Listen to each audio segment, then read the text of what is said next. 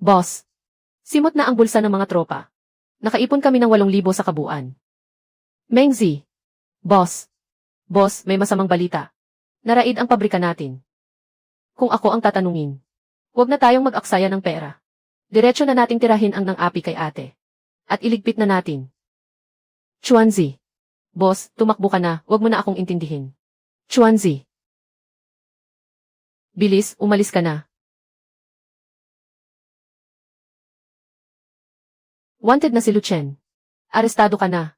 Sir, pinilit niya lang akong gawin ang lahat ng ito. Ako. Inosente ako. Lin Wanking. Ipinagkanulo mo ako. Sa kasalanang pag-organisa ng sindikato. Sadyang pagpatay. At pangingikil. Dahil sa patong-patong na krimen. Hinaatulan ka ng habang buhay na pagkabilanggo. At kukumpiskahin ang lahat ng nakuhang yaman sa iligal na paraan. Na may kabuang 36.2 milyong yuan. Nababawiin alinsunod sa batas. Ang desisyong ito ay ipapatupad agad.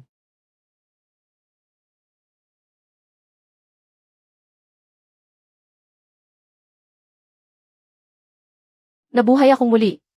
Ang perang ito ay... Luchen, tumatawag ang girlfriend mo. Naalala ko na. Sa katabing paaralan. May isang mayamang anak.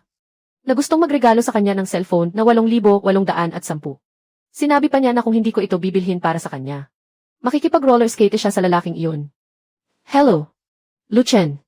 Nakaipon ka na ba ng sapat na pera? Sabi ng may-ari ng tindahan, ang 8,810 na ito. Ay ang huling unit na lang sa buong lungsod. Kung hindi natin bibilhin ngayon, hindi na natin ito makukuha. Lin Wanking, makinig ka ng mabuti. Hindi na ako gagastos ng kahit isang sentimo para sa iyo.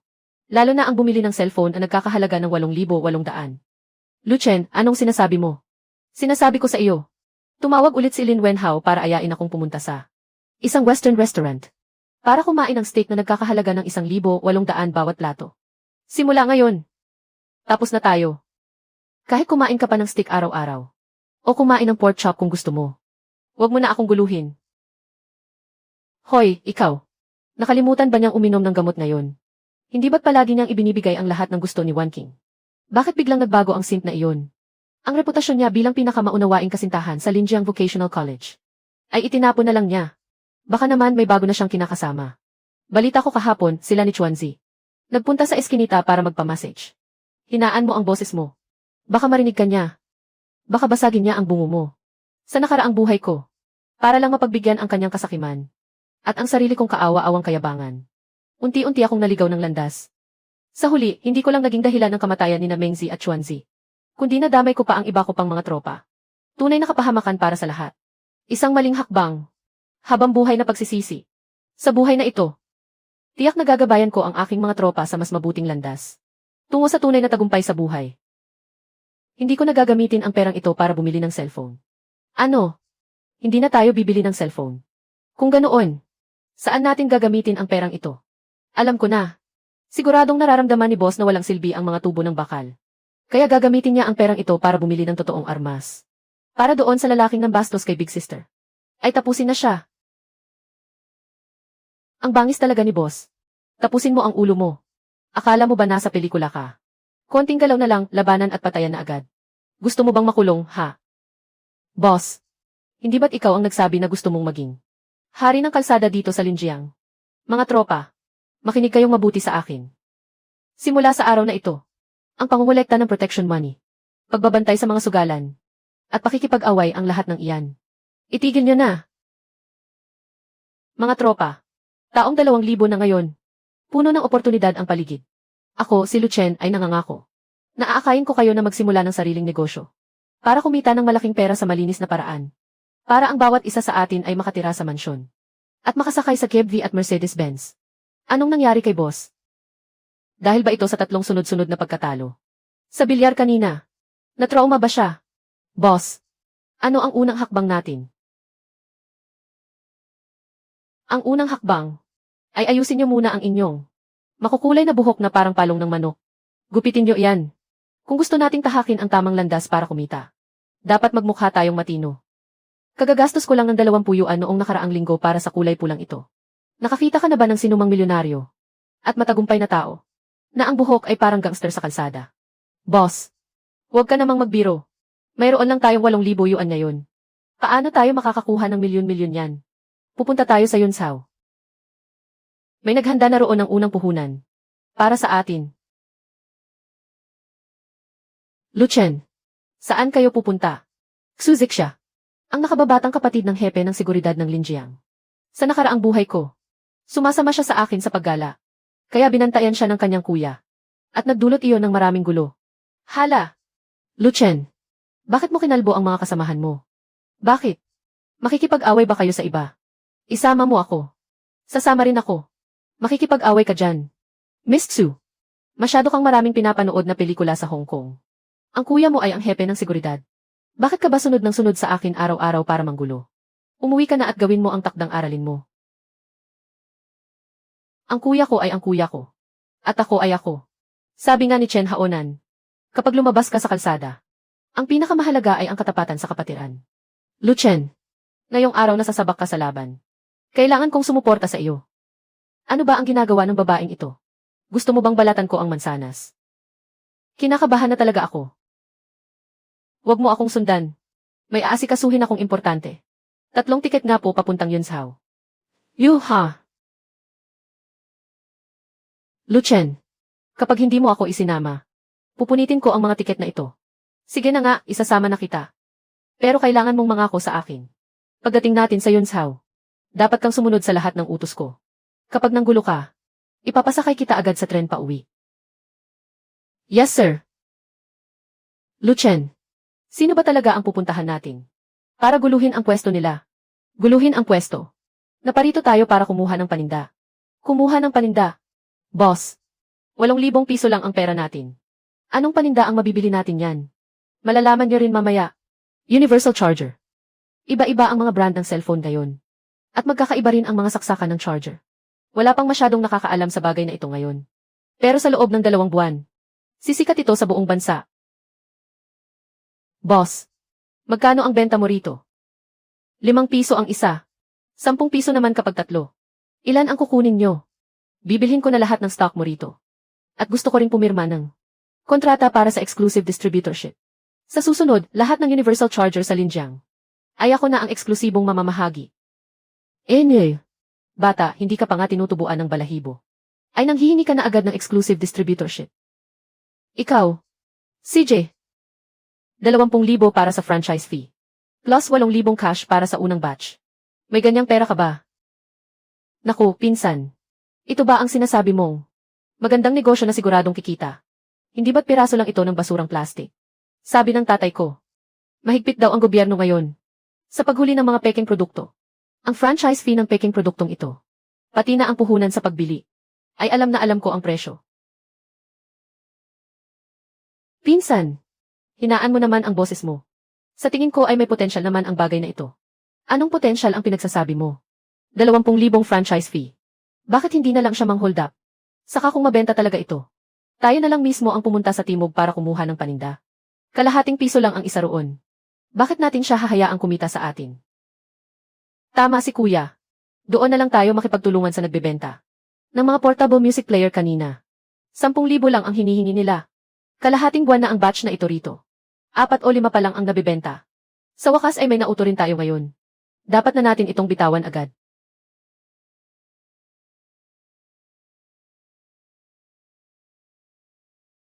Sandali.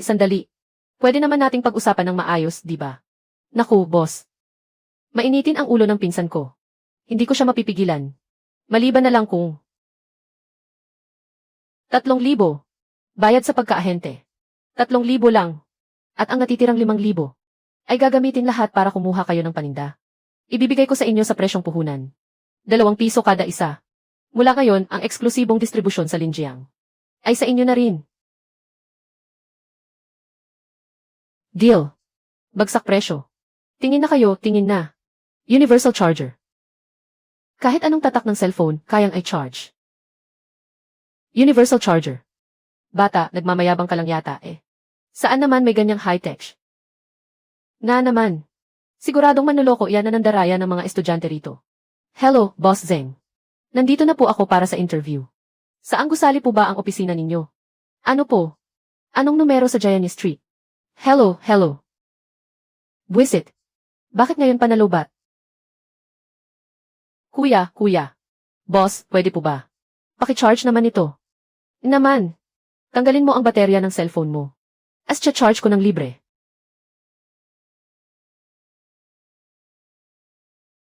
Sige po, paki-charge. Wow. Basta't umilaw ito. Nag-charge na yan. Parang totoo nga Subukan mo. 10%. May kuryente nga. Salamat po, boss. Bibili po ako ng isa. Sige po. 15 piso lang ang isa. May refund o palit kapag hindi gumana. Totoo ba? Yung sa kanya. Itong sa akin, pwede rin bang i-charge? Kahit anong baterya, kayang i-charge. Kung hindi ka naniniwala, subukan natin ngayon. Sige nga, subukan natin. Ang galing, bibili ako. Gusto ko rin ng isa. Huwag po kayong magmadali. Isa-isa lang po.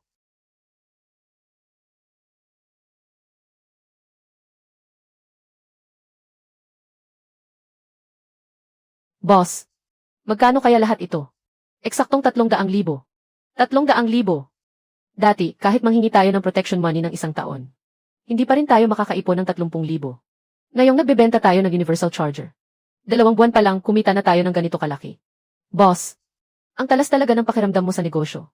Ganito pala ang pakiramdam kapag napapaligiran ng pera. Ang sarap sa pakiramdam. Ziksha, kumuha ka ng 30,000 riyan at ipamahagi mo sa mga tropa. Para na rin sa pagod nila sa pagtitinda. Nitong nakaraang 2 buwan. Sige po, Kuya Lucien. Ang lupet mo talaga, boss. Boss, lahat ng may-ari ng tindahan ng elektronika sa buong Linjiang ay nagtatanong-tanong na kung saan pwedeng kumuha ng universal charger.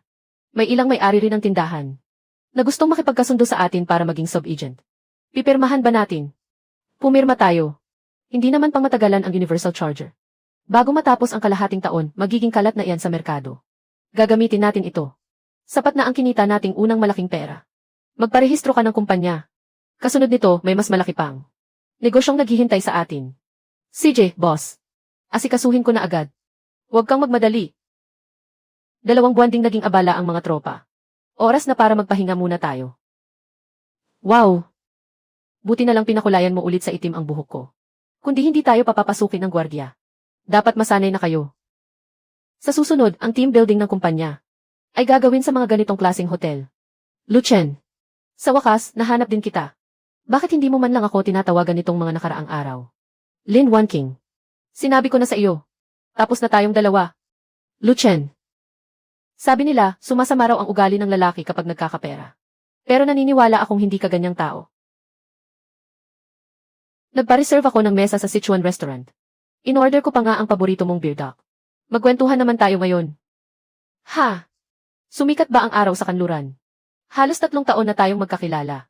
Pero ngayon lang, mo ako unang niyayang kumain. Sabihin mo na. Ano namang magiging pakay ko? Niyaya lang ng girlfriend ang boyfriend niyang kumain. Kailangan pa ba ng espesyal na dahilan? May maliit lang talaga akong hihilinging tulong sa iyo. Pupunta sa Thailand ang matalik kong kaibigan niya yung bakasyon. Para magpaganda na rin. Gusto ko ring sumama. Ang pamasahe sa eroplano at gasto sa pagpapaganda, 6,000 lahat. Pwede mo ba akong? Halika. Lin Wanking, tingnan mong mabuti. Titingnan ang ano? Tingnan mo kung mukha ba akong ikit. Sa loob ng 3 taon, umaasa ka lang sa akin sa pagkain at lahat ng gamit mo. Kahit ang pamasahe mo pa uwi tuwing bakasyon. Ako pa rin ang nagbabayad. Ngayong hiwalay na tayo. Gusto mo pa rin ako ang magbayad para sa pagpaparitok mo. Nasisiraan ka na ba ng bait? Naku naman. Para rin naman sa iyo ang pagpaparitok ko, Ayaw mo ba na? May maipagmamalaki kang magandang girlfriend kapag kasama mo ako. Lin Wanking. Huling beses ko na itong sasabihin. Hiwalay na tayo. Kahit magmukha ka pang palaka pagkatapos mong magparitoke. Wala na akong pakialam. At isa pa, tandaan mo ito. Ang perang ito ay pinaghirapan namin ng mga tropa ko. Kahit ipakain ko pa ito sa aso. Hindi kita bibigyan kahit isang duling. Mula ngayon, lumakad ka sa sarili mong daan. At tatahakin ko naman ang sarili kong landas. Huwag na nating pakialaman ang isa't isa. Hindi pwede. Hindi ako papayag. Wala akong pakialam kung pumayag ka o hindi. Umalis ka sa harap ko ngayon din. Huwag mong harangan ang salo-salo namin ng mga tropa ko. Kuya Lucien, naka-reserve na ang pribadong kwarto. Ihahain na rin ang mga pagkain. Aba, mahusay. Ang ating Vice Presidente na si Zixia. Mas lalong nagiging mabilis mag-asikaso. Mga tropa, tara na. Tara. Kaya pala nakahanap ka na ng bago. Su Zixia, tama. Tingnan natin kung paano kita tuturuan ng leksyon. Hihi. Huwag kang aalis, Nen. Ang ganda mo naman, ah. Makipaglaro ka naman sa amin. Alam niyo ba kung sino ako? Subukan niyo lang akong hawakan. Wala akong pakialam kung sino ka. May nagbayad para sa mukha mo. Para lagyan ng 2 hiwa. Sabihin mo, ikaw ba ang gagawa sa sarili mo? O kami ang gagawa para sa iyo? Subukan niyo lang. Tingnan natin kung hindi ko kaya. Sugurin niyo. Ano yung ingay na yun doon? Mukhang may nanggugulo. Hayaan mo na. Sabi ni boss. Bawal na tayong gumawa ng gulo. Sa susunod, ikaw na si Boss Ziu. At ako naman si Kuya Chuan. Saklolo, saklolo. Ang boses na yun. Siksuzik siya yun. Bilisan mo, magsumbong ka. Ililigtas ko siya. Hahaha. Mga gago. Ang lakas ng loob niyong hawakan ang tao ng Kuya Luchenko. Saan galing ang askal na to? Nangahas kang sirain ang plano ko. Bugbugin niyo siya. Ah. Mag-ingat ka sa likod mo. Ha ha. Saklolo. 3 sunod-sunod na laro na na-clear mo ang lamesa. Luchen. Ang galing mo sa bilyar. Kailan ka pa naging ganyan kalupit? Hihi. Manood kayo at matuto.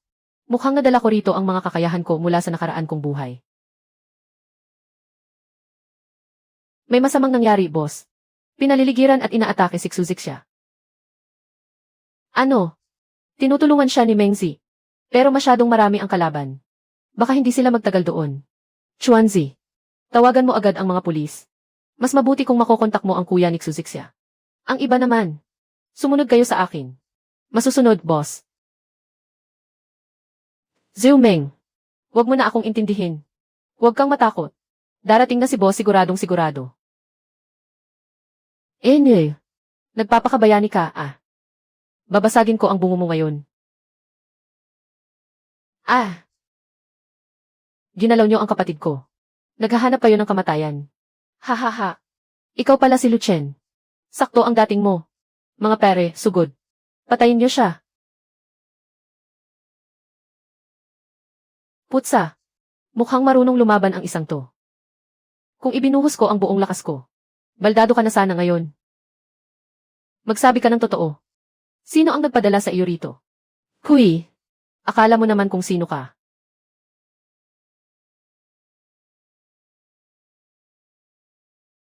Hoy, Lu. Abangan mo na lang. Mga pare, habulin niyo sila.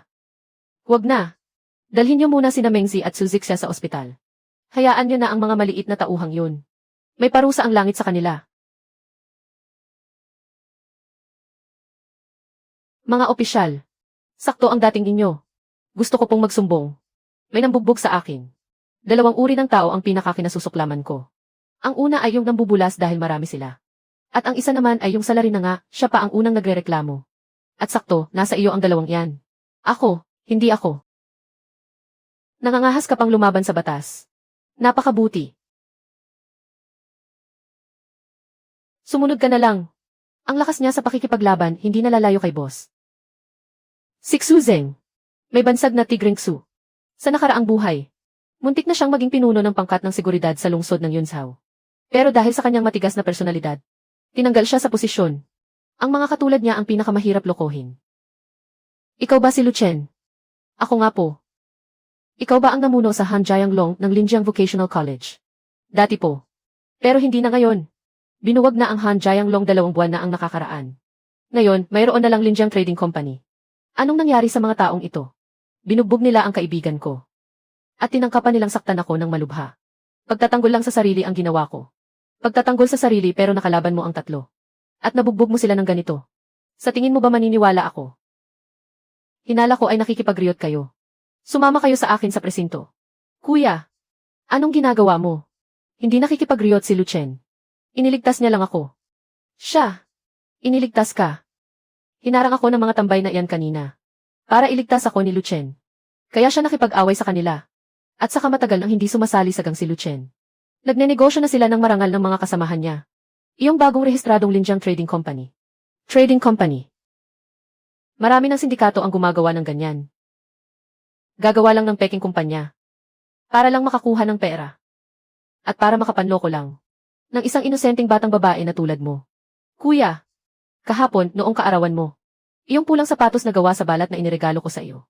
Hindi ba't sinabi mong napakakomportableng isuot niyon? Iyon ay binili namin ni Lucien.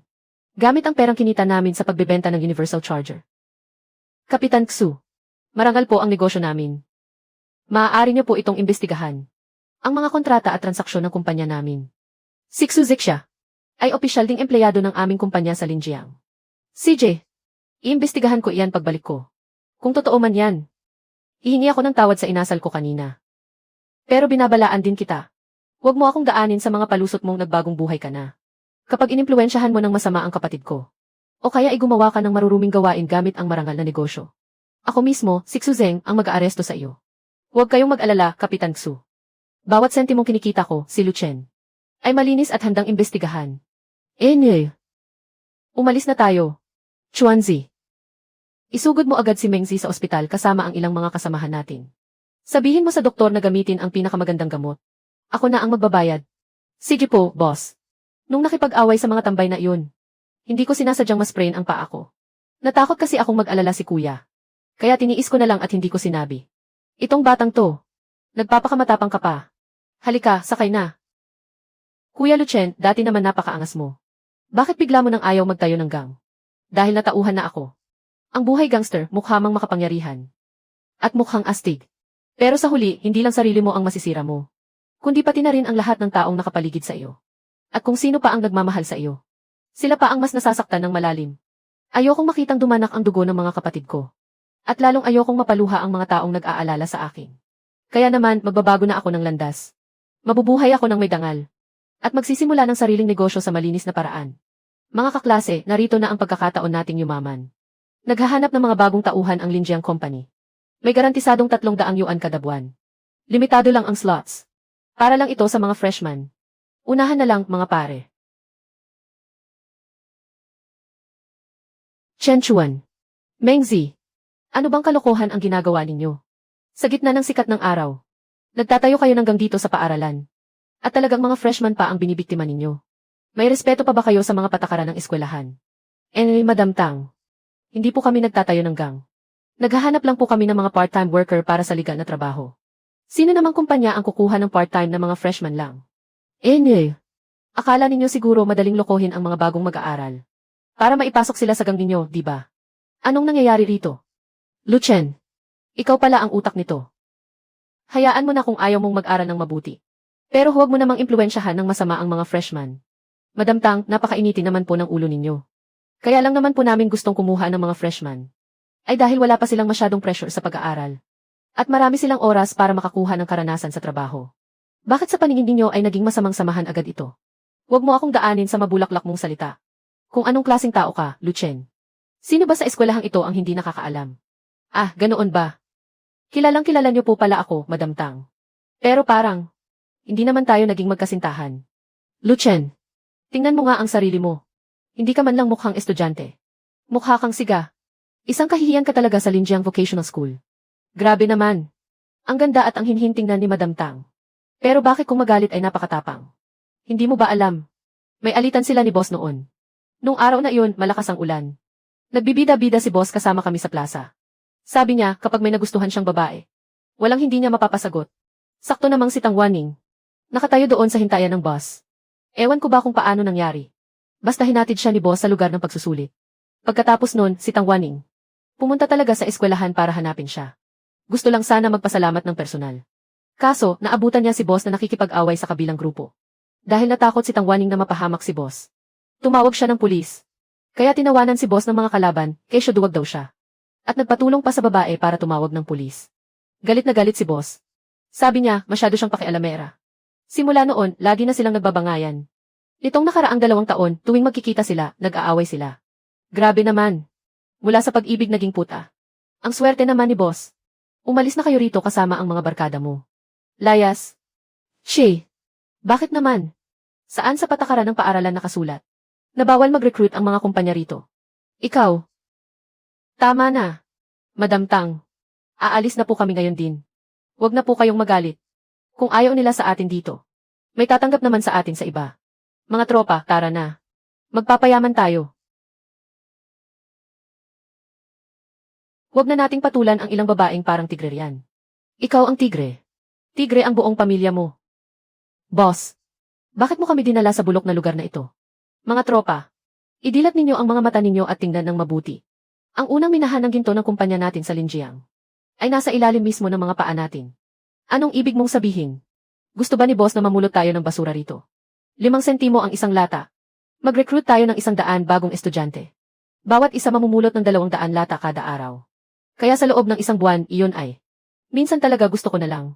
Ibenta kayong 2 bilang basura. Ang tinutukoy ko ay ang lupa. Itong lupang tinatayuan natin. Nakuha nyo. Boss. Magsasaka ka ba? Marunong akong magtanim ng kamote. Mukha kang ang kamote. Hindi tayo magtatanim. Bakit natin upahan ang lupa? Wala tayong kailangang gawin. Maghihintay lang tayo ng swerte mula sa langit. Pagkatapos ng 1 buwan, ia-anunsyo ng Linjiang na dito itatayo ang bagong istasyon ng tren. Sa oras na iyon, ang bayad sa demolisyon ay aabot sa 6 na milyon. Basta makuha ko ang lupang ito. Sa atin na ang 6 na milyong iyon. Tara. Sama kayo sa akin sa opisina ng prinsipal. Luchen, mabuti at may interes ka sa pagnenegosyo. Pero ang lumang pabrika sa likod ng burol ay napaarkila na 2 taon na ang nakakaraan. Kanino po napaarkila? Kay Gao Shichang, ang supplier ng pagkain sa kantina ng paaralan natin. Ah, nga pala. Ang tito niya ay ang may-ari ng madalas mong puntahan. Na Linjiang Ihsi. Si Gao Zhenbang. Napakayaman niya. Principal, wag naman po kayong magbiro ng ganyan. Hindi naman po ako madalas pumunta sa Linjiang Ihi. Ang magandang si Tang Wanning. Ayan na nga siya. Luchen, ito ang sinasabi ko sa iyo kanina. Si Gao Shichang. Iiwan ko na lang dito ang mga bulaklak. Principal Tang, kumusta po ang kalusugan ninyo kamakailan? Sa susunod, pasasabihan ko si Tito. Nadalhan kayo ng 2 ligaw na ginseng. Para sa kalusugan ninyo. Ang galing ng epekto nito. Siya si Luchen, isang 3rd year student sa paaralan natin. Kakasabi lang niya na gusto niyang arkilahin ang lupa sa likod ng bundok. Arkilahin ang lupa. Bata, sa iyo ba ito? Anong gagawin mo sa tiwangwang na lupang iyon? Ganito po, Kuya Gao. Gusto ko pong arkilahin ang tiwangwang na lupang iyon. Gagawa ako ng skating rink. Para matupad ang pangarap kong maging boss. Skating rink. 5 taon ng tiwangwang ang bulok na lugar na iyon. Kahit tubo ng tubig, walang nakakabit. Sino namang multo ang mag-ice skating doon? May sira ba sa utak ang batang ito? Ah! Ikaw pala yung Luchen na nagbenta ng universal charger. Sa tapat ng gate ng paaralan kamakailan. Malaki siguro ang kinita mo, no? Kumita lang po ng kaunting barya. Kaya nga po may lakas ng loob akong lumapit sa inyo, Kuya Gao. Gusto ko sanang makipagkasundo sa inyo para sa pangmatagalang kontrata. 100,000 para sa 3 taon. Haha! Sa wakas, nakahanap din ako ng tangang sasalo nito. Noong nirentahan ko ang lupang ito 2 taon na ang nakakaraan. Sabi ng pamilya ko, nagtapon lang daw ako ng pera. Ngayon, nakatagpo ako ng mas tanga pa sa akin. Naku! Mukhang hindi yata pwede yan. Balak ko kasing magtayo ng supermarket doon. Nakahanda na nga ang mga paninda na nagkakahalaga ng 50,000. Supermarket mo mukha mo. Sa nakaraang buhay ko, tiwangwang ang lupang ito hanggang sa simulan ang pagtatayo ng istasyon ng tren. Gusto lang niya akong perahan. Ganito na lang, Kuya Gao. Babayaran ko na lang sa inyo ang 50,000 iyon bilang bayad pinsala. Sa kabuuan, 150,000. Kung okay sa inyo, pipirmahan na natin ang kontrata ngayon. Kailangan ko muna itong pag-isipan. 180,000, Kuya Gao. Sa totoo lang po, ito na ang pinakamataas na kaya kong ibigay. Kung hindi pa rin pwede, mapipilitan akong maghanap ng ibang lugar. CJ, 180,000 kung 180,000. Dahil nakikita ko naman ang katapatan mo, Luchen. Ibibigay ko na sa iyo ang lupang ito. Ang bilis mong kausap, Kuya Gao. Pipirmahan na natin ang kontrata. Hindi ninyo pwedeng pirmahan ang kontratang ito. Bakit? Wala ka na bang mapaglagyan ng pera mo? Magtatayo ka ng skating rink doon. Hindi ba't pagsasayang lang ng pera yan? Madam Tangko, huwag niyo na pong alalahanin ito. May sarili po akong plano. Hindi pwede. Hindi mo pa ba alam? Kaya tiwangwang ang likod ng bundok na iyon. Ay dahil sementeryo iyon noong unang panahon. Kahit anong negosyo ang gawin mo roon, hindi mo mababawi ang puhunan mo. Makinig ka sa akin. Huwag mo nang rentahan. Madam Tang, kailan pa kayo nagsimulang mag-alala kung kikita o malulugi ako? Kagabi lang, sinabi niyo pang wala akong kwenta. At walang alam na gawin. Tinanong ko na ang mga kaklase mo. Totoong kumita kayo ng pera sa marangal na paraan. Mali ang naging hinala ko sa iyo. Makinig ka sa payo ko. Huwag ka nang mag-aksaya ng pera sa pagsisimula ng negosyo. Ipunin mo na lang ang pera mo. Baka kailanganin mo pa yan sa hinaharap. Bakit mo ba ako tinititigan ng ganyan? Salamat po sa pag-aalala ninyo. Pero huwag kayong mag-alala. Hindi po ako nagpapadalos-dalos. May sarili po akong plano. Panoorin niyo na lang po. Pag-isipan mo pa itong mabuti. Pering Lu. Isang masayang pakikipagtulungan. Kuya. Tama si Madam Tang. Liblib na lugar yon. Lugi tayo sa pagbili ng tiwangwang na lupang yon sa halagang 180,000. Nga, kuya. Masyadong delikado ang paggastos natin ng perang yon. Tingnan mong mabuti ang ikatlong sugnay ng karagdagang kasunduan. Kung magkaroon ng pagbawi ng lupa ng pamahalaan sa panahon ng kontrata, ang lahat ng kikitain sa demolisyon ay mapupunta sa kontraktor. Anong ibig sabihin yan? Sa loob ng kalahating buwan, ang lupang iyon ang magiging pinakamahalagang ginto sa Linjiang. Aba, bago na ang kotse ni Boss Gao ah. Pinakabagong modelo. Ano sa tingin mo? Ayos naman. Iba talaga kapag negosyante. Kaming mga umaasa lang sa buwan ng sweldo. Kailan pa kaya makakabili ng ganyang kotse? Hindi ba? Madam Tang, huwag ka munang umalis. Kaarawan ko ngayon. Nagpa-reserve ako ng lamesa sa pinakamagandang western restaurant sa Linjiang. Kumuha pa ako ng tutugtog ng violin. 200 yuan kada kanta. Hello, Tito. Shichang, may malaking nangyari. Karalabas lang ng internal na dokumento mula sa itaas. Itatayo ang bagong istasyon ng tren ng Linjiang sa abandonadong pabrika sa likod ng bundok. Aabot sa 6 na milyong yuan ang kabayaran sa demolisyon. Ano? Ay de-demolish. 6 na milyon. Luchen. Naisahan mo ako, hayop ka. Alam mo na noon pa na ide-demolish ang lupang yon, hindi ba? Gao Shichang. Bakit ang init ng ulo mo? Bagong bili lang ang mesang mahogani na yan. Kapag nasira mo yan, hindi sapat ang bulok mong kotse para pambayad. Huwag ka nang magmaang-maangan sa akin. Ibalik mo sa akin ang kontrata. Ibabalik ko sa iyo ang 180,000 na ito. Kanselahin natin ang kontrata. Hindi ko na paupahan ang lupa. Gao Shichang. Hindi mo kasalanan kung wala kang alam sa batas. Pero ang magpahiya ng sarili mo rito ay hindi na tama. Nakasulat ng malinaw sa papel. Gusto mong umurong. Ano naman kung bawiin ko? Ang kontrata ay papel lang. Pero tao ang nagpapatakbo nito. Kung hindi mo ibabalik sa akin ang lupa ngayon, sinisiguro kung hindi ka na makakapamuhay pa rito sa Linjiang. Maniwala ka sa akin. Ano? Anong balak mong gawin? Gusto mo akong daanin sa maruming laro? Sige ba? Subukan mo. Hoy, Gao. Bibigyan kita ng magandang paalala. Dahil pumirma ako. Hindi ako natatakot kahit magwala ka pa. Nakasulat ng malinaw sa kontrata. Nakapagbinawi mo ito ng mag-isa. Ang multa ay 20 beses ng halaga ng kontrata. 3.6 milyong yuan. Alin sa dalawa, magdala ka ng 3 milyong cash ngayon. At ilapag mo rito sa lamesa ko. Para mabawi ang lupa. O umarte na parang walang nangyari. At lumayas ka sa opisina ko. Tito. Pinalayas niya ako. Wala kang silbi, palagi mo na lang sinisira ang lahat. Ang lupang nagkakahalaga ng 6 na milyon. Ibinenta mo lang sa halagang 180,000, buwisit ka. At ngayon, natakot ka pa sa isang batang estudyante. Kaya umuwi kang bahag ang buntot. Tito, malay ko ba nagigibain talaga ang bulok na lupang iyon? Ang buwisit na Luchen na iyan, napakatigas ng ulo. Ayaw talaga niyang bumitaw. Anong gagawin natin? Kung ayaw niya sa santong dasalan, dadaanin natin siya sa santong paspasan. Gusto niyang magmatigas sa akin, ha? Hanapin mo si Zudayong. Bigyan mo siya ng 100,000 cash. Kahit anong paraan pa yan. Baliin mo man ang mga binti niya. O sirain ang pwesto niya. Dapat mapilitan siyang. Isuko sa akin ang kontratang yan. Si Kalbonggo na dating kasama natin. Kararating lang para magbalita. Sinabi niyang pinuntahan ni Gao Shichang si Zudayong. Para agawin ang teritoryo natin bukas. Putsa. Gusto nilang agawin ang mina ng ginto natin. Tatawagin ko na ang lahat ng tropa para makipagpatayan sa kanila. Laban ng laban. Ilang beses ko bang sasabihin sa iyo? Huwag mong daanin sa dahas at patayan palagi. Kriminal yang si Zudayong. 3 taon siyang nakulong at kalalaya lang. Gusto mong makipagsabayan sa ganyang desperadong tao. Gamitin mo naman ang utak mo. Boss. Anong gagawin natin? Tawagin mo si Zixia. Sabihin mong magdala ng 20,000 cash. Sasama siya sa akin sa labor market. CJ, boss. Dito na tayo. Urgente, naghahanap ng trabahador ang Linjiang Company. 200 yuan kada araw, bayad agad. Bayad agad. 200 yuan, bayad agad. Ang laki naman.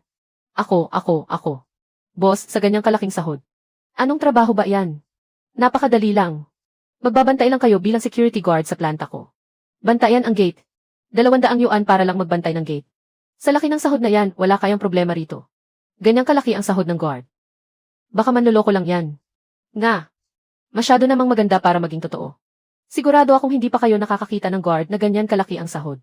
Sa totoo lang, napakalayo at liblib ng lokasyon ng planta ko. Liblib pala, Una sa lahat, dapat kaya ninyong magtiis sa kalungkutan doon. Bawal ang biglang umalis o tumakas. Pangalawa, nitong mga nakaraang araw, madalas may pumapasok para magnakaw ng mga bakal. Kumuha na ako ng ilang lokal na bantay noon. Pero hindi nila nabantayan ng maayos. Hinala ko nga, kasabwat nila ang mga magnanakaw na yon. Mukhang hindi madali ang trabahong ito, Kaya naman, mga dayo lang ang tatanggapin ko ngayon. Dayo ako rito. Kararating ko lang galing Hebei. Ang mga pasok sa dalawang kondisyong iyan ay pwedeng mag-apply. Ako po. Boss, isama mo ako. Gusto ko yan, dayo ako rito. Huwag kayong magsiksikan. Isa-isa lang. Umalis kayo sa daan ko. Ako, si Zudayong, ang mamamahala sa lugar na ito ngayon. Kung ayaw ninyong mamatay, umalis na kayo rito. Sila pala ang mga magnanakaw ng bakal na sinasabi ni Boss Lu. Mukhang tama nga ang sinabi ni Boss Lu. Kaya pala napakalakas ng loob niya. Siguradong kasabwat niya ang mga dating guard. Nga. Huwag natin silang palapitin. Bantayan ang gate. Mga bingi ba kayo o bulag? Hindi niyo ba kilala si Zudayong? Kilala mo ba ako?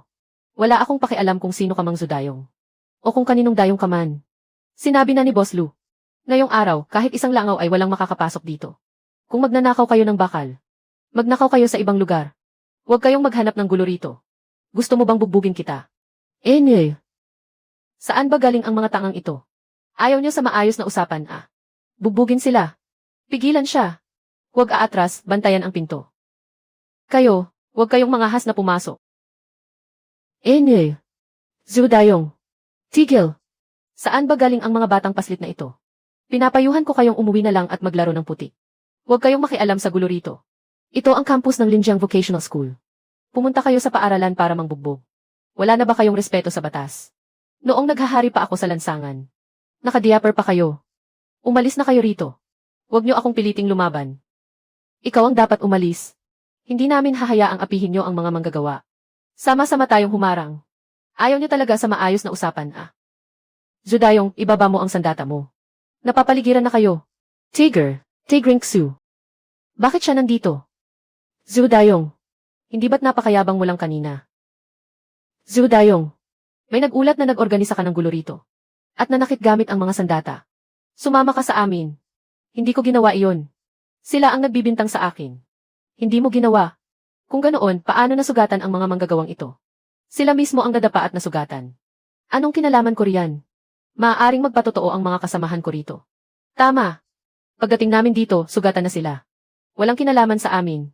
Nagsisinungaling ka. Malinaw na kayo ang nambugbog sa kanila. Bata. Huwag kang manira ng mabuting tao. Anong ebidensya mo na ako ang nambugbog? Sinabi na sa akin ni Gao Zhenbang noon pa. Walang kiki sa bulok na lugar na ito. Basta't hindi ako amin. Titingnan ko lang kung ano ang magagawa niyo sa akin. Zudayong. Bagay nga sa iyo ang tawaging dragon ng Linjiang. Sanay na sanay ka sa pag-iwas sa kasalanan, Sayang nga lang. Mukhang hindi maganda ang swerte mo ngayon. Zudayong. Ang paggamit niyo ng sandata para manakit. At ang buong proseso ng paggawa niyo ng gulo. Ay na-video ko ng buo. Sir, pakiusap tingnan niyo ito. Matibay ang ebidensya. Hulihin siya. Buwisit na bata. Nagawa mo akong isahan. Gonggong. Gamitin mo ang utak mo sa paggawa ng bagay. Lipunan na tayo ng batas ngayon. Luma na ang estilo ng paggamit ng dahas. Tapos na. Nahuli si Dayong sa akto. May video pa silang hawak. Kung hindi niya kayanin sa loob at magsalita siya, magkakaproblema tayo. Buwisit. Minaliit natin si Luchen. Nagawa pa niyang maglatag ng patibong. Masyado siyang tuso para sa isang 20 anyos. Tito, anong gagawin natin? Bakit ka natataranta? Kayang paikutin ng pera ang kahit sino. Basta't makuha natin si Xuzeng. At pabaliktarin ang sitwasyon. Para idiin si Luchen. Kapitan Xu, naglilingkod pa rin kayo sa bayan kahit ganitong oras na. Salamat sa pagtitiyaga. Napakahirap talaga. Kapitan, isang malaking hindi pagkakaunawaan lang ang nangyari sa pabrika. Medyo magaspang lang kumilos si Dayong. Hindi niya alam ang ginagawa niya. Baka naman po pwedeng gawan niyo ng paraan. Maghanap lang po kayo ng kahit anong dahilan. Para arestuhin at ikulong ng ilang araw ang Luna yan. Para maturuan siya ng leksyon. Tanggapin niyo po muna itong pambili ng tsaa. Kapag naayos na ang lahat, tinitiyak kong may mas malaki pa kayong matatanggap. Gao Shichang. Sa tingin mo ba, lahat ay mabibili ng pera? Hindi po, hindi po. Alam ko pong laging patas at strikto si Kapitan Xu. At walang kinikilingan. Pero ano? Pero para sa isang mabuting pulis na tulad nyo. Sayang naman kung mananatili lang kayo rito sa Linjiang. Nabalitaan ko na sa ikalawang kalahati ng taon. Magkakaroon ng pagbabago sa pamunuan ng Yunsao. At papalitan din ang hepe ng tagapagpatupad ng batas doon. May mga kakilala po ako roon. Na pwede nating kausapin. Basta tulungan nyo akong dispatsahin ang batang si Luchen. Ang posisyon bilang hepe sa Yunsao. Ako na po ang bahala roon. Arestuhin si Luchen. Sa anong dahilan ko siya aarestuhin? Hindi man lang siya nagtaas ng daliri. Walang binitiwang suntok. Gumamit siya ng legal na paraan sa buong proseso. Para protektahan ang mga manggagawa.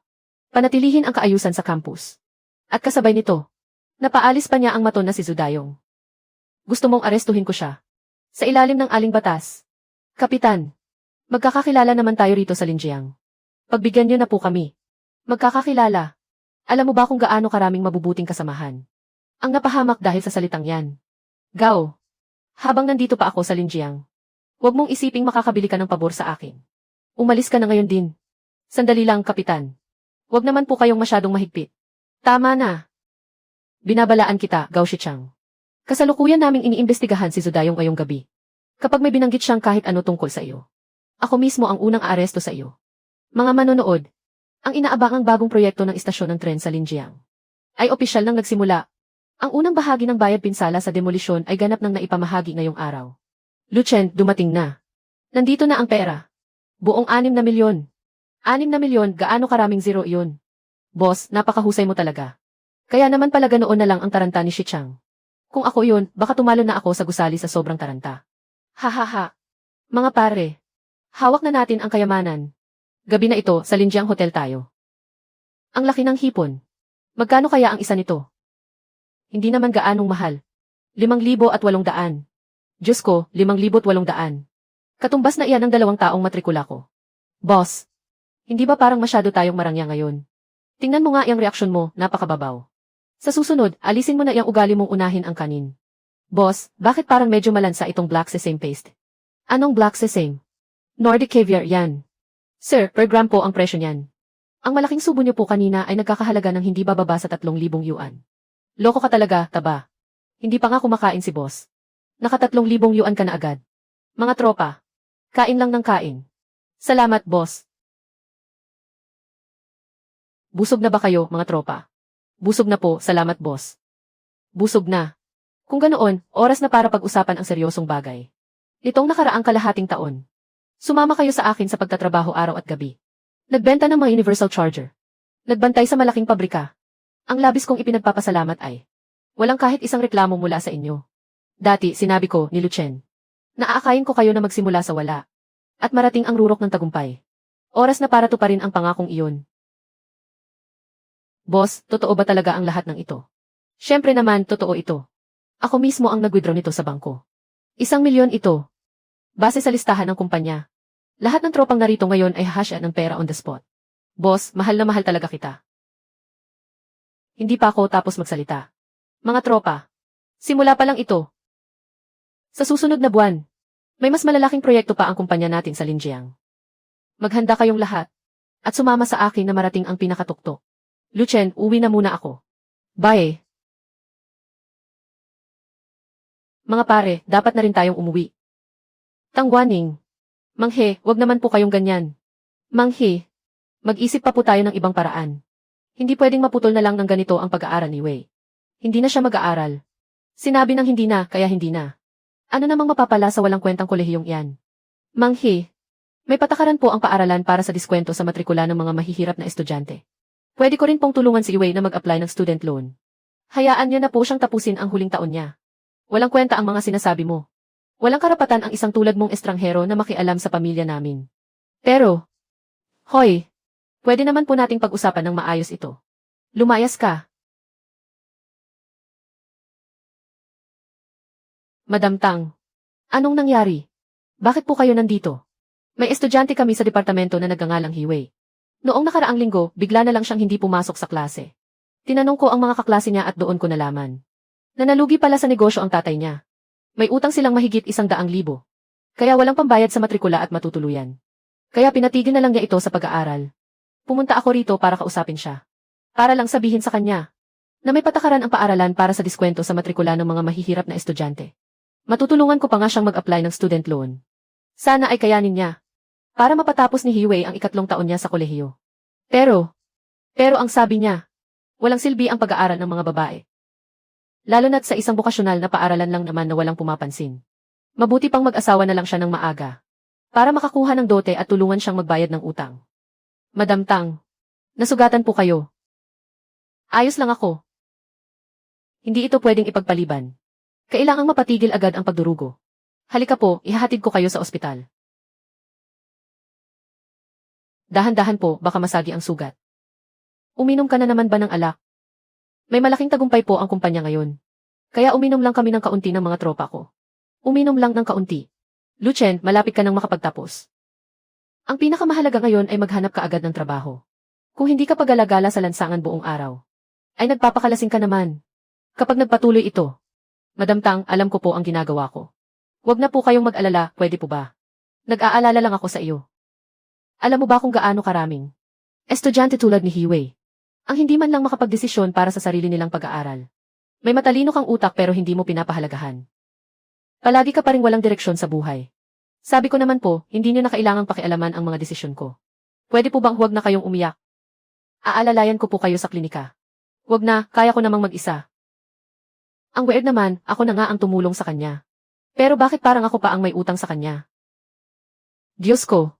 Nakita ko na ang kotse na iyan sa Tsi. Isang Audi Q6 na nagkakahalaga ng milyon-milyon. Hindi ba si Lucien yan? Si Lucien nga. Kapitan. Ang lupang nirentahan ni Lucien ay gigibain na para sa bagong proyekto. At may kompensasyon na 6 na milyong piso. Nabalitaan ko nga pala. Yung mga manggagawang kinuha niya. Matapos silang bubugin ni Zudayong. Binigyan niya ang bawat isa sa kanila ng 10,000 piso bilang tulong. Mas malaki pa iyan sa kinikita natin dito sa buong taon ng pagbabantay. Ilang araw ko lang siyang hindi nakita. Bakit parang naging ibang tao na siya? Ang gwapo at ang lakas ng dating. Gusto ko talaga siya. Paano kung ligawan niya ako, anong gagawin ko? Mangarap ka ng gising. Buwisit ka, Lucien. Dapat sa akin ang lahat ng ito. Lucien, ito ba ang sinasabi mong plano sa buhay? Ang magdala ng mamahaling kotse sa loob ng paaralan. At magpasikat sa harap ng lahat. Kailan ka ba talaga magiging sapat na mature? Madam Tang, hindi naman po ako nagpapasikat. Pumunta po ako rito para dumalo sa isang mahalagang okasyon. Mahalagang okasyon.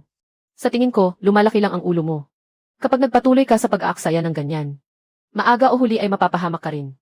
Sa oras na yon, walang sinuman ang makakatulong sa iyo. Naku, Madam Tang. Bakit ganyan ka?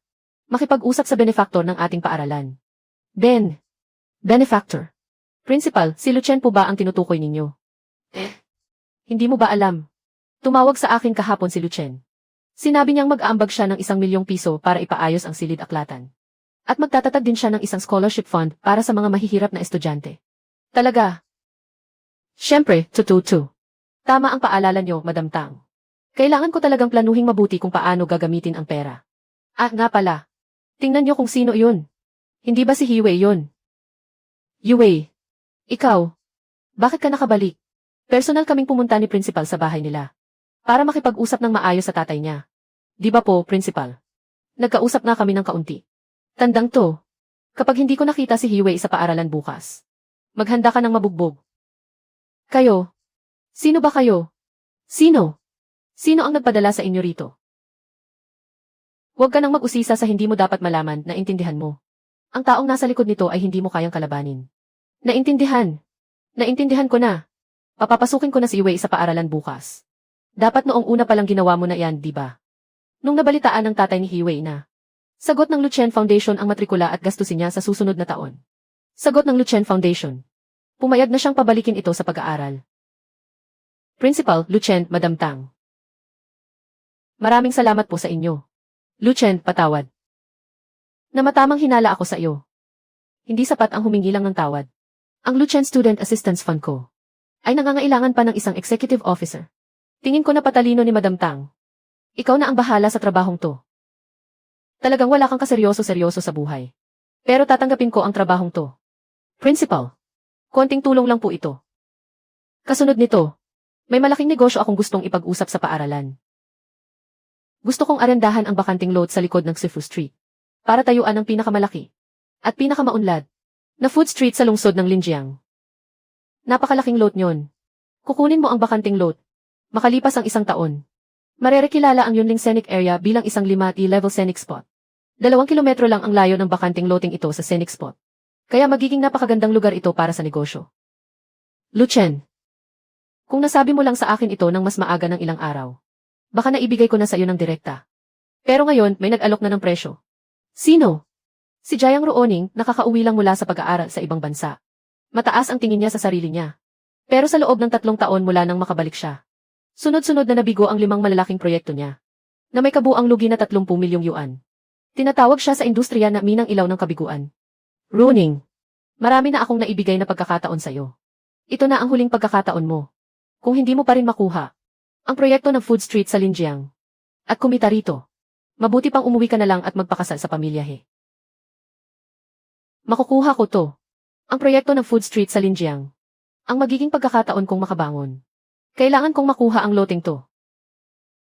Si Jayang Ruoning, ang senyorita ng pinakamayamang pamilya sa Jayangnan. Ewan ko kung saan niya nakuha ang insider news na gagawing 5-level scenic spot ang Yunling. Kapag nakumpirma ang balitang to, mag-iiba ng tuluyan ang halaga ng loting iyon. Nag-alok si Jayang Ruoning ng 8 milyong yuan para kukunin ang loting iyon. 8 milyong yuan ang dami niyan. Ang unang alok pa lang ay mas mataas na sa kabuang ari-arian ko ngayon. Ngayon ay talagang nagkaproblema na. Hahayaan na lang ba nating maagaw ng iba ang gintong pagkakataong ito? Pero hindi naman ibig sabihin na wala ka ng pag-asa. Ang mga pinuno ng lungsod para sa mga proyekto sa paligid ng pasyalan ay nagbibigay ng malaking halaga sa pangmatagalang operasyon nito. Noong nagpulong noong nakaraang linggo, binigyang diin pa nga nila na hindi lang dapat tingnan ang taas o baba ng alok. Dapat pumili ng kontratista na kayang buhayin ang pasyalan. At maipakilala rin ang kultura ng Linjiang para mamahala sa proyektong ito. Kahit na malaki ang kapital ni Jayang Ruoning. Pero sa huli, tagalabas pa rin siya. Sa aspetong ito, may bentahe ka. Principal, ano po ang dapat nating gawin? Ayon sa mga alituntunin mula sa itaas, magkakaroon ng paunang pagsasala pagkatapos nito. Bumalik ka at maghanda ng isang panukala. Mas mabuti kung mas detalyado ito. Gumawa ng panukala, principal. Magaling po ako sa negosyo. Pero pagdating sa paggawa ng panukala, wala talaga akong alam. Tutulungan kita. Tutal, ako naman ngayon ay opisyal ng Luchen Student Aid Fund. Dapat lang nagawin ko ang aking bahagi para sa pondo. Napakabuti naman. Kung ganoon, pumunta na tayo doon para sa aktwal na inspeksyon. Ibig mong sabihin, may iba pang nakikipag-agawan sa lupang ito. Ruoning. May isang maliit na basagulero sa bokasyonal na paaralan na nagngangalang Luchen. Kumita siya ng maruming pera sa pamamagitan ng panloloko. At ngayon, gusto rin niyang rentahan ang lupang ito. Isang hamak na basagulero lang naman. Tingnan mo, siya nga iyon. Luchen. Kung matalino ka, umalis ka na agad dito. Nagustuhan ni Miss Jayang ang lupang ito. Ano ang ilalaban mo sa pamilya Jayang? Akala ko naman kung sino. Iyon pala ay mula sa Yunsao. Ang sikat na mala sa industriya. Na si Jayang Ruoning. Balita ko, nalulugi ang lahat ng pinapasukan mong negosyo. Isang maliit na basagulero na nagsimula sa panloloko. Ang may lakas ng loob na husgahan ako. Nakapag-aral ka ba ng SVC? Alam mo ba kung ano ang brand recognition? Alam mo ba kung ano ang tinatawag na capital operation? Capital operation pa nga. Jayang Ruoning. Ang tawag dyan ay pagwawaldas ng pera. Kung hindi ka lang masyadong nakikialam, marahil ay hindi ka nalugi ng ganoon kalaki. Ah, nga pala. Paalala ko lang sa iyo. Ang dalawang may apelidong Gao ay natalo ko na. Ang pagsasama ninyong tatlo ay parang pagtitipo ng mga mahihina. Mahihirapan kayong manalo. Ang lupang ito, ako na si Jayang Ruoning, ay kukunin ito anuman ang mangyari. Titingnan ko kung ano talaga ang kakayahan mo. Sige ba? Ako si Luchen, mahilig akong magturo ng leksyon sa mga mayayabang. Luchen, ito si Director Zeng ng Investment Promotion Bureau. Siya ang namamahala sa proyekto ng Food Street ngayon. Magandang araw po, Director Zeng. Ako po si Luchen. Estudyante po sa 3 taon ng Linjiang Vocational College. Matagal ko nang nabalitaan na maihenyo sa negosyo ang Linjiang Vocational College. At ngayong nakita na kita. Talagang kahanga-hanga ka nga. Sinuwerte lang po. Naku. Maaaring swerte lang ang kumita ng kaunting pera. Pero ang kumita ng milyon-milyon ay tiyak na hindi lang dahil sa swerte. At saka, ang makapagbigay ng 1.5 milyong yuan na donasyon sa sariling paaralan ay tiyak na isang taong may malasakit at may pangarap na kabataan. Bilib ako sa iyo. Tungkulin ko po iyon. Ah, nga pala. Director Zeng. Hindi naman po siguro kayo naparito para lang purihin ako, di ba? Tungkol ito sa proyekto ng Food Street. Tama po. Naparito ako para ipaalam sa inyo ang takbo ng proyekto. Kahapon ay natapos na namin ang pagsusuri sa mga panukala ng lahat ng namumuhunan. At alam mo ba kung ano ang nangyari? Ang nakuha mong marka at ang sa grupo ng Jayang ay parehong nanguna at tabla sa unang pwesto. Tama. Ang panukala ng grupo ng Jayang ay may marangyang disenyo na may modernong istilong pang-internasyonal. Nagustuhan ito ng gusto ng alkalde. Pero ang panukala ninyo ay masigla at kawili-wili. At talagang malapit sa masa. Sa ilang detalye nga, mas maganda pa ito kaysa sa panukala ng Jayang. Sa totoo lang, hindi ko talaga inaasahan na ang isang estudyante sa 3 taon ng kolehiyo na tulad mo ay makakagawa ng ganito kahusay na panukala. Director Zeng, wala po akong ganyang kakayahan. Si Madam Tang po ang gumawa ng panukalang iyan. Para sa bidding na ito, 3 gabi po siyang hindi natulog para tapusin iyan. Talaga, hindi ko akalain na sa maliit na Linjiang Vocational School ay marami palang natatagong mahuhusay na tao. Director Zeng, ngayong pareho silang tabla sa unang pwesto. Kanino po natin ipapaupa ang lupa? Dahil mahirap pagpasyahan kung alin ang mas maganda. Kailangan nating makita ang resulta sa aktwal na aplikasyon. Sakto. Magdaraos ang distrito ng Nanjing ng isang Millennium Barbecue Festival. Nagpasya kami. Nabigyan kayo ng kanya-kanyang kalye na pamamahalaan. Sa loob ng 5 araw, tingnan natin kung sino ang may pinakamalaking kita at may pinakamagandang feedback mula sa mga tao. Kung sino ang manalo, sa kanya mapupunta ang lupang ito. Ano sa tingin mo, Luchen? May lakas ka ba ng loob? Natanggapin ang hamon. Siyempre naman po, Director Zeng. Panoorin niyo na lang po ang gagawin ko. Labanan sa pag-ihaw. Harapang tapatan. Opo. Iyon nga po ang sabi ng mga opisyal ng lungsod. Hindi ko alam kung anong koneksyon ang ginamit ng Luchen na iyon para makakuha ng kapit. Kaya ang nakuha nilang marka sa panukala ay kapareho ng sa inyo. Gusto niyo po bang maghain tayo ng apela? May kakilala po ang tito ko sa itaas. Huwag na. Ang resultang ito ay pabor sa akin. Para talunin ang isang hamak na payaso na tulad ni Luchen, kailangan ko siyang talunin ng harapan. At tapakan ng husto ang kanyang yabang. Iyon lang ang makakapagpawi ng galit ko. Sekretarya Qin. Miss Jayang. Ipaabot mo ang utos ko. Ipadala rito ang mga pinakamahusay na kusinero ng grupo. Kasama ang buong logistics team. Gagawin ko ang lahat para manalo rito. Dito. Itabi muna ang mga lamesa sa pader. Snowflake Wagyu. Lobster mula sa malalim na dagat. At black truffle. Diyos ko po. Parang dinala nila rito ang kusina ng isang 5 bituing hotel. Grabe naman. May kasama pang symphony orchestra. Sobra-sobra ba ang pera ng Jayang Ruoning na iyan para sunugin lang ng ganyan? Boss, paano pa tayo makikipaglaban yan? Bakit kayo natataranta? May sarili akong diskarte. Director Tang. Millennium Kikik Festival. Ano? Ang sikat na phenomenal boy band na Starry Boys. Balitang darating ng biglaan ngayong gabi. Sa Zone TV ng Millennium Kikik Festival. Punta na kayo rito, bilis. Bilis, tingnan nyo ito. Ang Starry Boys. Pupunta sa Millennium Kikik Festival. Ano? Starry Boys. Totoo ba? May litrato rito. Doon mismo sa harap ng tindahan. Yung may nakasabit na Luchen Gigi. Napakalapit lang pala. Sugod. Ayos. Bilis, tingnan natin. Baka maunahan tayo sa unahan. Hindi naman talaga darating ang boy band na yon eh. Paano na ito ngayon? Tanga. Diskarte ito para gumawa ng ingay at umakit ng tao. Kapag may atensyon ng publiko, nasa atin ang lahat. Maaaring marunong sa marketing si Jayang Ruoning. Pero hindi niya ako matatalo pagdating sa internet. Lamang na tayo sa simula pa lang. Dito ba iyon? Nasa harap ang Zone B. Balita ko, dito raw sa pwestong ito. Pumila muna tayo. Nakita mo ba ang Starry Boys? Hindi. Mukhang nakaalis na sila. Sayang naman. Ano iyon? Tikman nyo ang Luchen Gigi. Bagong ihaw lang. Tikman nyo ito, mga kaklase. Wow! Naka-cosplay sila. May 30% diskwento kapag may student B. Paunahan na lang. Pabili nga ng isa. 30% talaga ang bawas. Dito ang pila, dito ang pila. 30% diskwento sa may student B. Sa mga may talento riyan. Kumanta man o sumayaw. Basta't umakyat kayo sa entablado at mag-perform. Libre ang inom hanggang sa bumagsak kayo. Sino ang marunong sumayaw? Tugtugan na. Ang mga marunong sumayaw, mauna na. Halina at tikman ang French Igiglik ng pamilyang Jiang. Mukhang hindi naiintindihan ni Jiang Ruoning na ang isang Gigiglik Festival ay hindi nangangailangan ng marangya at sosyal na estilo, kundi ang usok at buhay na kapaligiran. At ang maingay ngunit masayang samahan ng mga tao. Balita ko, mabenta raw ang paninda ni Lucien kagabi. 150,000. 50,000 lang ang sa pamilyang Jiang. 3 beses ang agwat natin. Ruoning. Ang mga hampas lupang yan ay walang alam sa magandang panlasa. Huwag po kayong mag-alala bukas. Tumahimik ka. Ang negosyo ay parang digmaan. Resulta lang ang mahalaga. Hindi ang panlasa. Mula bukas, bagsak presyo na ang lahat ng pagkain. Dapat mas mura pa ito kaysa sa tinda ni Lucien. Tingnan natin kung hindi ko siya matalo sa paramihan ng pera. Makinig ka na sa akin. Magpakasal ka na sa pamilya Zhu. Itotodo ko na ito. Tingnan nyo. Ang anak ng pinakamayamang tao ay nag-iihaw na mismo ng karne. Bihira lang nating makita ang ganitong eksena.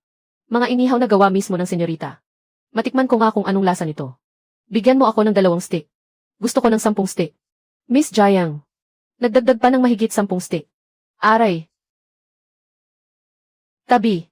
May gamot ako sa paso. Huwag kang gumalaw. Titingnan ko muna. Bakit mo ako tinutulungan?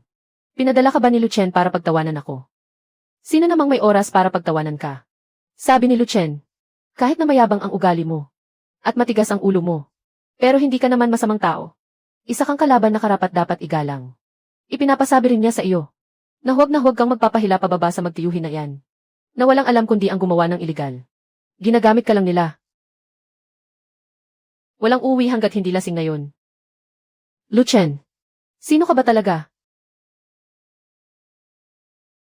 Miss Jiang. Talo na naman ang benta natin ngayon. Masyadong malakas ang hatak ng batang si Lucien.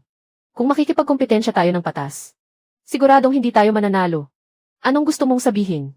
Bigyan mo ako ng 500,000 piso para sa pondo. Bukas ng umaga. Sisiguraduhin kong si Lucien sa buong Linjiang ay hindi makakabili kahit isang hibla ng karne. Walang maibebenta. Ito. Lumagpas na ito sa sakop ng kompetisyon. Miss Jiang. Ang negosyo ay parang digmaan. Ito na ang huling pagkakataon mo para sa chairman. Napatunayan ang sarili mo. Nakalimutan mo na ba? Kapag natalo ka, kailangan mong bumalik at magpakasal. Doon sa 300 librang si Young Master Zhao. Tatanggapin mo na lang ba yon? 500,000. Para bilhin ang kalayaan mo habang buhay. Gusto mo ba talagang magpakasal sa kanya? At makasama ang katulad niya habang buhay? Huwag kayong mag-alala, Miss Jiang. Sisiguraduhin kong si Lucien sa buong Linjiang ay hindi makakabili kahit isang hibla ng karne. Per. Pasensya na talaga. Wala nang paninda ngayon. Kalokohan. May kalahating baboy pa sa loob ng freezer. Tapos sasabihin mo sa akin na walang paninda. Naku, pare. May nagpa-reserve na niyan. Pasensya na talaga. Wala nang natira. Naibenta na lahat. Magsisimula na ang Biligig Festival mamayang hapon. Kapag hindi tayo nakabili ng mga sangkap, parang sumuko na rin tayo. Siguradong may nananabotahe sa atin. Taba. Hanapin mo si boss. May aasikasuhin lang ako. CJ. Wala talaga. Na-reserve na ang lahat. Mga kapitbahay. Sa tingin ko naman ay hindi ko kayo kailanman pinagdamutan. Kahit sino sa inyo na mga supplier. Sino ang makakapagsabi sa akin? Kung ano ba talaga ang nangyayari ngayon? Mga ate at kuya. Napakahalaga ng kompetisyon ngayon para sa akin at sa kumpanya ng Linjiang. Handa akong magbayad ng triple sa karaniwang presyo. Huwag mo nang sayangin ang lakas mo. Basta't ako, si Xiao Qiang. Ang namamahala pa rin sa merkadong ito. Huwag mong asahang makakabili ka kahit isang kapirasong karne. Manager Xiao. Parang wala naman akong atraso sa inyo, di ba? Sino ang nag-utos sa inyo na pag-initan ako? Wala ka nang pakialam doon. Basta, ang Linjiang Fresh Market ay sarado na para sa iyo simula ngayon. Boss. Nagtanong ako sa mga gwardya. Pumunta rito si Gao Zhenbang kagabi. Kaya pala. Manager Xiao. Magkano ang suhol na ibinigay sa inyo ni Gao Zhenbang? Anong suhol? Huwag mo akong pagbintangan ng walang ebidensya. Mabuti pang isipin mo na lang kung paano mo lulutasin ang problema mo ngayon. Ay, nga pala. Nakalimutan kong sabihin sa iyo. Sa iba pang mga palengke rito sa Linjiang, may mga share din ako roon. Hulaan mo kung papayag silang magbenta ng paninda sa iyo. Hindi ito ang oras para magalit. Mas mahalagang manalo sa kompetisyon kaysa sa ano paman. Pero kung walang paninda, ano ang ilalaban natin? Pinakiusapan ko si Madam Tang na magtanong. Sa mga supplier sa kabilang lungsod. Baka sakaling pwede roon. Tumatawag si Madam Tang. Hello, Madam Tang. Kumusta po? Makakabili ba tayo roon? Pinakiusapan ko si Madam Tang na magtanong. Sa mga supplier sa kabilang lungsod. Baka sakaling pwede roon. Tumatawag si Madam Tang. Hello, Madam Tang. Kumusta po? Makakabili ba tayo roon? Hindi pwede. Sabi ng mga supplier doon. May biglang dumating na malaking kliyente kagabi. At binili ang lahat ng karne. Wala na silang maibibenta sa atin ngayon. Kuya, parang may nanggigipit sa atin. Aba. Napakasama naman ng tiempo. Lucien, paano na ang susunod mong laban yan?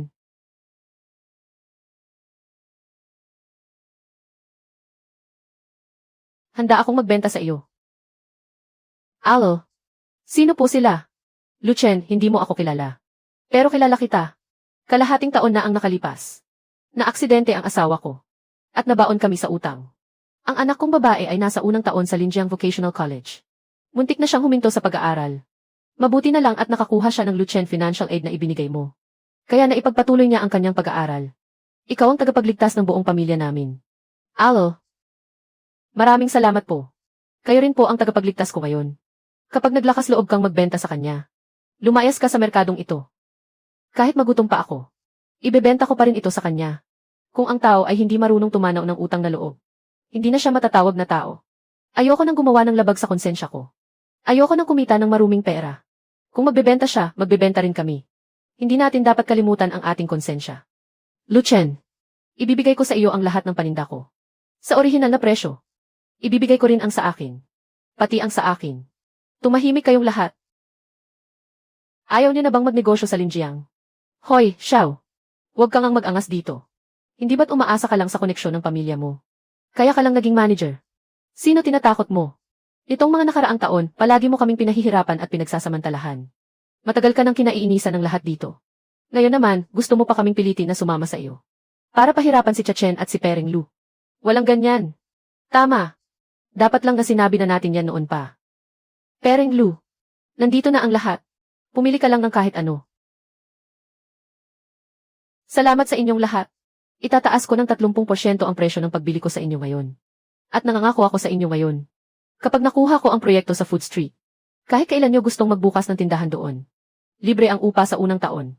Ayos. Dapat walang bawian. Paring Lu, nagtitiwala kami sa iyo. Nagtitiwala kami sa iyo. Buwisit. Ang tibay ng batang ito. Tio, ano nang gagawin natin ngayon? May ideya ako. Pumunta ka sa Kinyunway. Hanapin mo ang isang nagangalang Madato.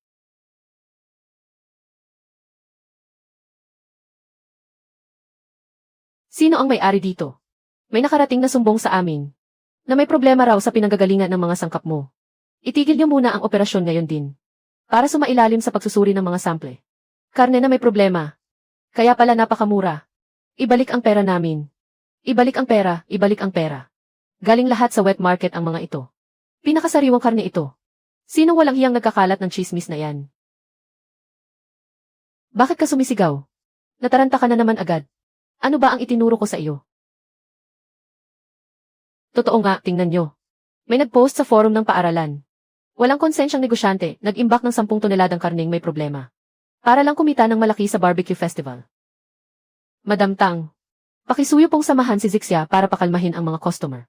Ibalik ng buo ang pera ng mga gustong magpa-refund. At makipagtulungan sa mga opisyal ng Supervision Bureau sa pagkuha ng sample. Aasikasuhin namin kayo agad. Aalis lang ako saglit at babalik din agad. Ano ba naman itong nangyari? CJ, pakiusap, kumalma muna kayong lahat. Sinisiguro ng aming kumpanya sa Linjiang na ligtas ang aming pagkain. Magbibigay ako ng paliwanag sa inyong lahat. Pumunta ka sa computer room ng Linjiang Vocational College. Hanapin mo yung lalaking nakasalamin na madalas tumulong sa mga guro na mag-ayos ng computer. Kahit magkano pa ang magastos. Ipaimbestiga mo sa kanya sa loob ng kalahating oras. Kung sino ang nag-post ng chismis na yan sa internet. At alamin ang pinagmulan ng post. Masusunod, boss. Pupunta na ako ngayon din. Nahanap ko na. Ang bakas ng pinagmulan ng post ay palaging nanggagaling sa Zay room ng internet cave na ito. Tara. Hulihin natin ang daga. Boss. Umaabot na sa 500 komento ang post na ito. Puro paninira kay Lucien Barbecue ang nakasulat. Patuloy mong palitan ang mga dummy account para up ang post. Sinabi ng boss. Basta mapanatili ang post na ito sa top page ng 3 araw. Bayad agad ang natitirang utang. Ngayong gabi, pupunta tayong magkakasama sa Dream Paris. Para magpakasaya ng husto. Ayon. Tara sa Dream Paris. Aray. Ikaw pala ang nag-post sa internet.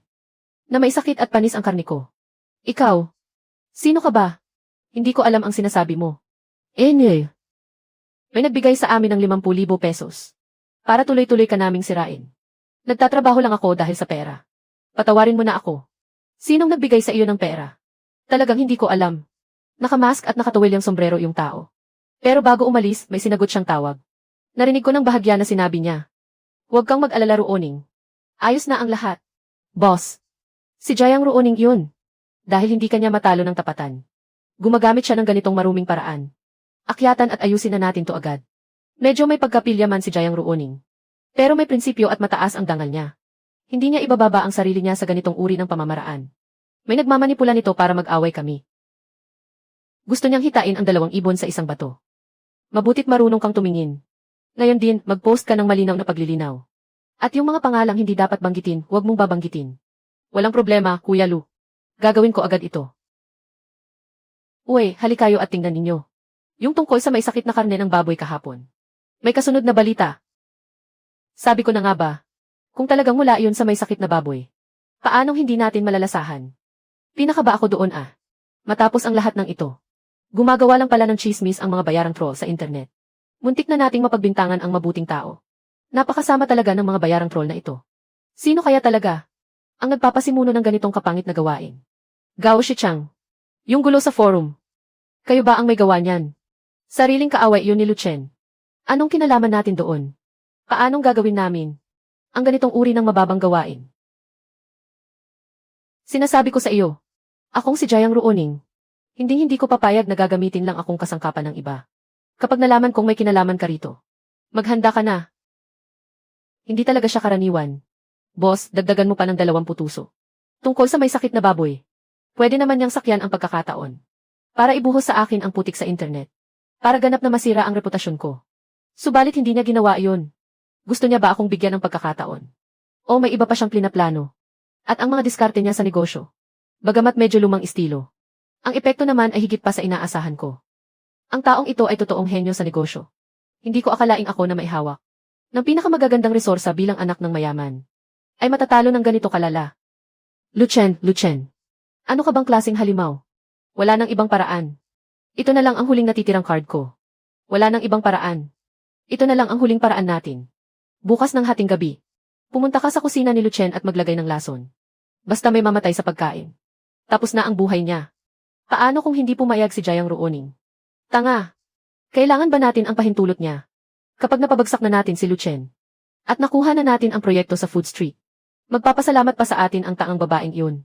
Pagdating ng oras, gagawa ako ng 2 magkaibang libro ng kwenta.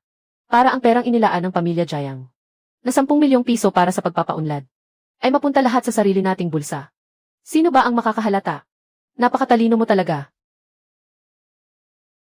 Huwag kang magpapadala sa magtiyong salot na yan. Na walang alam kundi ang gumawa ng mga iligal na bagay. Ginagamit ka lang nila.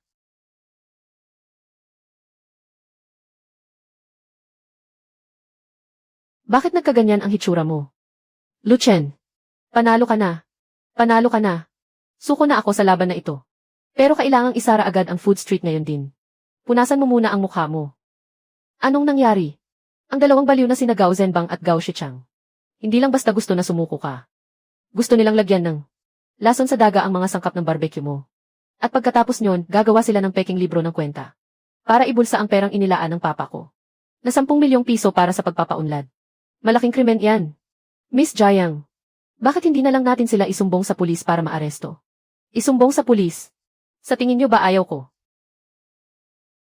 Pero ako ang may pananagutan sa kumpanya. Kung magsusumbong ako sa pulis, anuman ang katotohanan, kakalat sa labas na para lang makuha ang lupa, ay gumamit kami ng mga masasamang elemento. Kapag nangyari iyon, masisira ang reputasyon ng pamilya Jiang. Babagsak ang presyo ng stock. At natatakot ako na baka palayasin din ako ng pamilya ko nang walang natitira. Lu Chen, gusto ko talagang manalo sa iyo.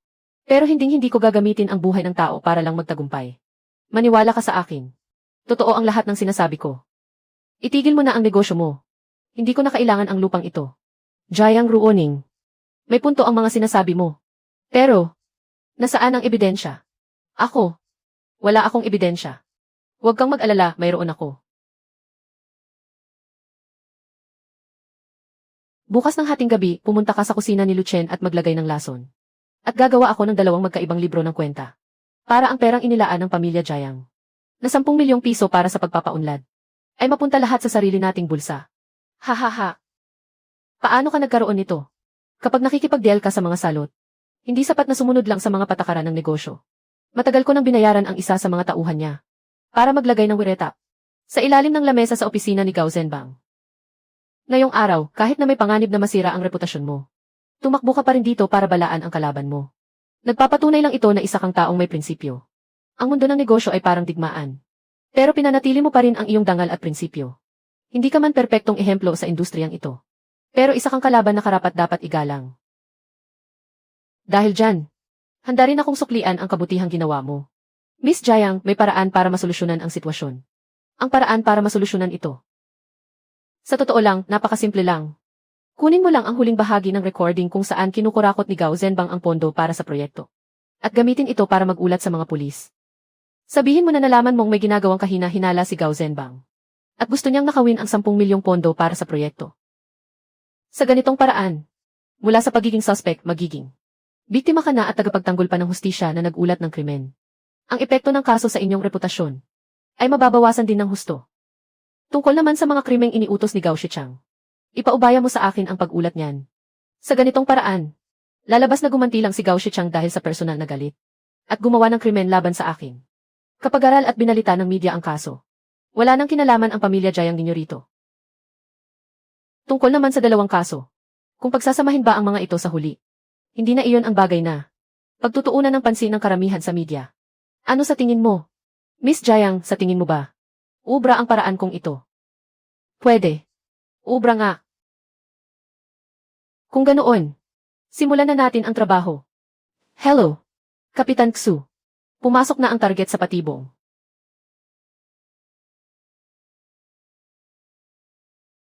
Ha? Huwag kang gagalaw. Nakikisilong lang ako sa ulan habang dumadaan. Wala akong ginagawang masama. Nakikisilong sa ulan. Eh ano ito? Doon mo na lang ipaliwanag sa presinto. Kapag-aral nakuha ko na ang perang ito. Ako na ang masusunod dito sa Linjiang. Mula kami sa Economic Crime Investigation Division. Ikaw si Gao Zhenbang, tama. 2 oras ang nakalipas. May nagulat sa iyo tungkol sa malaking kaso ng contract fraud. Mula kami sa Economic Crime Investigation Division. Ikaw si Gao Zhenbang, tama. 2 oras ang nakalipas. May nagulat sa iyo tungkol sa malaking kaso ng contract fraud. Sa safe sa loob ng opisina mo, nakuha na namin ang mga peking libro ng kwenta na nagpapakita ng tangkamong pangupit sa 10 milyong pondo. Gamit ang dobleng kontrata. Sir, may pagkakamali po. Siguradong malaking pagkakamali po ito. Kakilala ko ang pinuno ninyo. Huwag ka ng maraming satsat. Dalhin na iyan. Nagulat si Miss Jiang Ruoning gamit ang kanyang tunay na pangalan laban sa kasosyong si Zhao dahil sa hinalang business fraud. Sa ngayon, nadakip na ang suspect sa krimen. Sa naganap na bidding, si Jiang Ruoning ay nakatanggap ng papuri dahil sa pagtataguyod ng patas na kompetisyon mula sa mga pinuno ng lungsod. Ang Lu Chen Trading dahil sa hindi matatawarang mataas na kita at napakagandang reputasyon ay nakuha ang food street ng Linjiang para sa 10 taong eksklusibong karapatan sa pagpapatakbo. Nanalo tayo. Lu Chen, salamat sa recording kagabi. Kahit natalo ako sa laban, tinulungan mo naman akong isalba ang reputasyon ng pamilya Jiang. Tanggap ko ang pagkatalo ko ng buong puso. Ano nang plano mo pagkatapos nito? Magpapatuloy ka pa rin ba sa pagnenegosyo? Mukhang wala na akong pagkakataon. Nangako ako sa tatay ko na kapag nabigo ang proyektong ito, magpapakasal ako sa layaw na anak ng pamilya Zhu. Baka nga, ito na ang huling pagkikita natin. Wala ka ba talagang gustong sabihin sa akin? Mabuti kang tao. Ikaw talaga. Minsan, nakakatakot ang talino mo. Pero minsan naman ay parang ewan. Miss, oras na po para sumakay sa kotse. Utos po ng inyong ama. Matapos makumpirma ang resulta ng pustahan. Kailangan ko po kayong iwi agad. Para makipagkita sa pamilya Zhu. Sandali lang. Sinong nagsabing talo si Jiang Ruoning? Tingnan ninyong mabuti. Ito ang food street ng Linjiang. Ang kasunduan para sa 25% na shares ng proyekto. Na personal na pagmamayari ni Jiang Ruoning.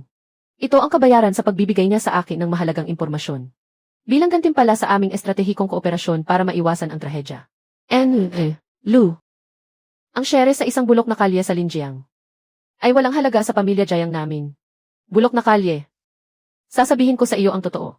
Matapos ang bidding para sa proyekto ng Food Street, may 6 na dayuhang kumpanya na ang gustong pumasok. Dahil pa lang dito ang pagpapahalaga ng merkado. Sa Food Street ay abot na sa 300 milyong yuan. Sa madaling salita, ang halaga ni Jiang Ruoning ngayon ay higit pa sa kabuuan ng nalugi sa kanya. Sa lahat ng kanyang mga proyekto nitong nakaraang 3 taon, hindi na siya ang tinatawag na mala sa industriya, kundi isang ganap at seryosong batang negosyante. Ang 25% na shares na ito ay tiyak na higit sa 1 bilyong yuan ang halaga sa loob ng 3 taon. Ang anak niya ay hindi isang laruan na pwedeng diktahan ng kahit sino. At lalong hindi isang produkto na gagamitin ninyo para lang makakuha ng sariling interes. Kung hindi pa rin niya naiintindihan ang bagay na ito, sabihin mo sa kanyang siya mismo ang pumunta sa akin. Bakit? Siguro. Dahil mabuti kang tao. Lu Chen, napakalaki mong tanga. Ang hangin ng bagong milenyo ay umihip ng mas mabilis kaysa sa anumang panahon. Sa loob ng hindi pa umabot sa 1 taon. Ang Yunling Scenic Area ay opisyal ng kinilala bilang isang pambansang 5G Scenic Area. Ang lumang birding tren ay napalitan na ng air-conditioned express train. At ang pangarap na ipinangako ko noon ay naging pinakamaningning na palatandaan na ng lungsod na ito. Dito sa Linjiang, nangako ako sa mga kasama kong nakipagsapalaran sa akin. Nabibigyan ko sila ng pagkakataong magkaroon ng isang maganda at marangal na buhay. Ngayon, natupad ko na ito. Pero kung titingnan ngayon, parang ang lahat ng iyon ay maliit na tagumpay lamang natin. Sa gitna ng kahangahangang panahong ito, na halos hindi na kailangang banggitin, ang mga pangarap na dati ay itinuturing na mababaw. At ang mga hindi pinaniniwalaan ng iba ay naging pinakamagagandang kwento ng panahong ito.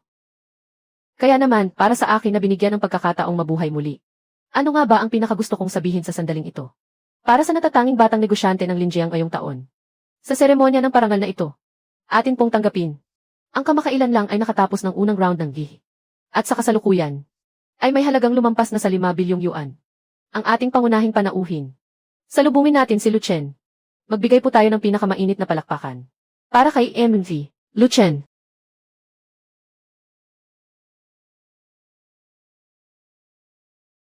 Ang pagsisimula muli ng buhay ay hindi kailanman magiging huli. Mga kasama, naway maging masagana ang inyong kinabukasan. At maging maningning sa kabila ng mga pagsubok.